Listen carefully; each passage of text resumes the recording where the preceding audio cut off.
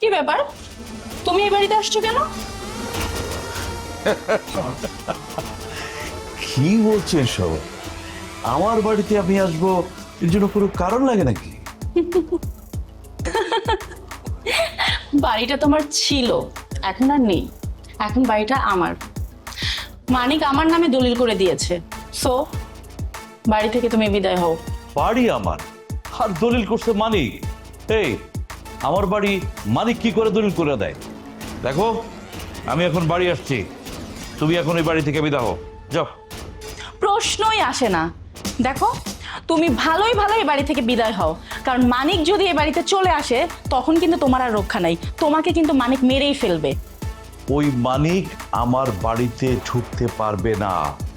এই বাড়ির দিকে যদি পা বাড়ায় না, তাহলে পুলিশ ওকে কট করে ধরে ফেলবে, তারপর জেলে পুরবে। তুই কি মনে করছস নাগর নিয়া আমার বাসায় হানিমুন করবি?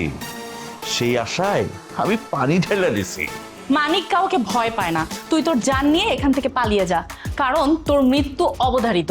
আর আমি চাই না যে আমার জামাইয়ের মৃত্যু হোক। মানিক যদি আমার বাসায় আসে না, তাহলে ওরে আমি পুইটা ভালামো।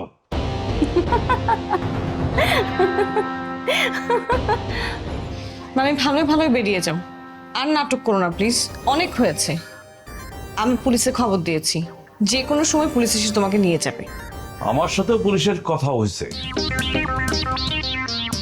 ওরা রোমানারে ধরে নিয়ে যাব, কারণ রোমানার লগে মানিকের লগে যোগাযোগ আছে। ওর অনেক যন্ত্রণা সহ্য করছে, আর না। বৌদি, তোমরা আমার টাকা খায় আমার লগে যে বেইমানিটা করলা, বিষয়টা মানা পারতাছি না। চাচা তোমাকে কয়টা ফ্ল্যাট দিছে যে চাচার কামটা করলা? ভাই আপনি না বুঝা না শুনে তো প্যাচ প্যাচ করেন কেন? হ্যাঁ, ফ্ল্যাটের কোনো লোভ নাই আমাকে, ঠিক আছে? আমি নূরজাহানরে ভালোবাসি, তার একটা কথা রাখছি। আপনার বউ যদি আপনাকে বলতো যে আমাকে একটা উপহার দাও, আপনি কি দিতেন না? না দিলে কি মেয়ের সম্পর্ক থাকবো নাকি?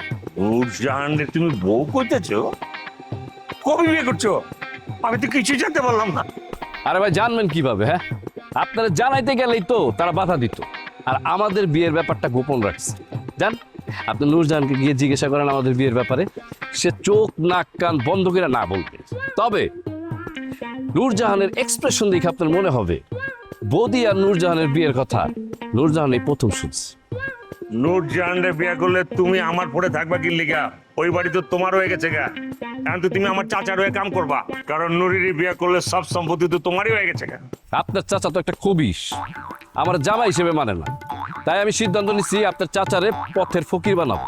আপনার চাচারে ফকির বানানোর প্রথম ধাপ, আপনি আপনার চাচারে খবর দিয়ে দেন যে তার যে বাড়িটা সেটা আপনি দখল করে ফেলাইছেন, ঠিক আছে? আর বাকিটা আমি দেখতেছি।